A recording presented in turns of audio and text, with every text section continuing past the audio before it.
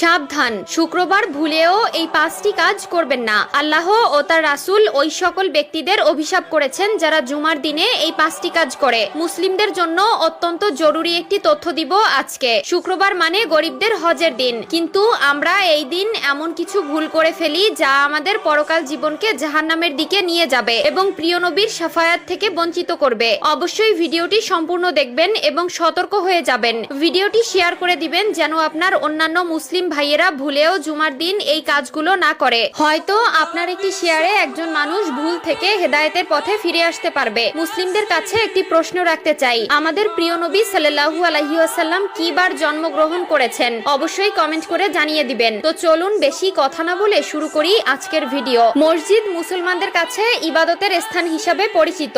এরপরও আমরা মসজিদে এমন কিছু কাজ করে থাকি যা মসজিদের পবিত্রতা নষ্ট করে। তাই মসজিদের পবিত্রতা রক্ষার জন্য কোরআন হাদিসে নিষিদ্ধ বিষয়ের উপর লক্ষ্য রাখা উচিত। 1 নম্বরে কোনো নামাজি অন্য নামাজিকে উঠিয়ে দিয়ে বসা যাবে না। রুদ্দুল মুখতার 630। মসজিদের ভেতরে প্রতি ওয়াক্ত নামাজ একই স্থানে আদায় করার জন্য কোনো লোক নির্দিষ্ট জায়গা রাখতে পারবে না। 2 নম্বরে রয়েছে মসজিদে হারানো বস্তু তালাশ করা যাবে না, কারণ মসজিদে দ্বীনের কথা বা কাজ ব্যতীত অন্য কোনো কথা বা কাজ করা নিষেধ। মিশকাত শরীফ 654। হযরত আবু হুরায়রা রাদিয়াল্লাহু তাআলা আনহু হতে বর্ণিত, রাসূলুল্লাহ সাল্লাল্লাহু আলাইহি ওয়াসাল্লাম বলেন, তোমাদের কেউ যদি মসজিদে হারানো বিজ্ঞপ্তি দিতে শুনে তাহলে সে যেন বলে, আল্লাহ তোমাকে ওই জিনিস ফিরিয়ে না দিক, কেননা মসজিদ এই সকল কাজের জন্য নির্মাণ করা হয়নি। মুসলিম শরীফ 568। 3 নম্বরে মসজিদে দুর্গন্ধময় কোনো জিনিস খেয়ে বা নিয়ে প্রবেশ করা নিষেধ। মিশকাত শরীফ 655। রাসূলুল্লাহ সাল্লাল্লাহু আলাইহি ওয়াসাল্লাম বলেন, যে ব্যক্তি দুর্গন্ধযুক্ত খাবার খায় সে যেন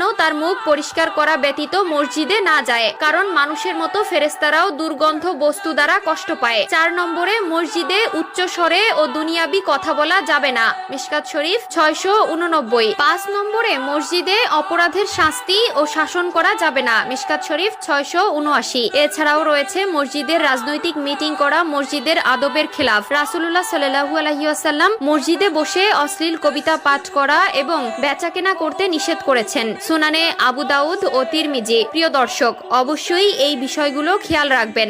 মসজিদে আপনার দ্বারা যেন কেউ কষ্ট না পায়। মসজিদ হলো আল্লাহর ঘর। আমাদের অধিকাংশ মুসলিমরা দিনের 5 ওয়াক্ত নামাজ আদায় না করলে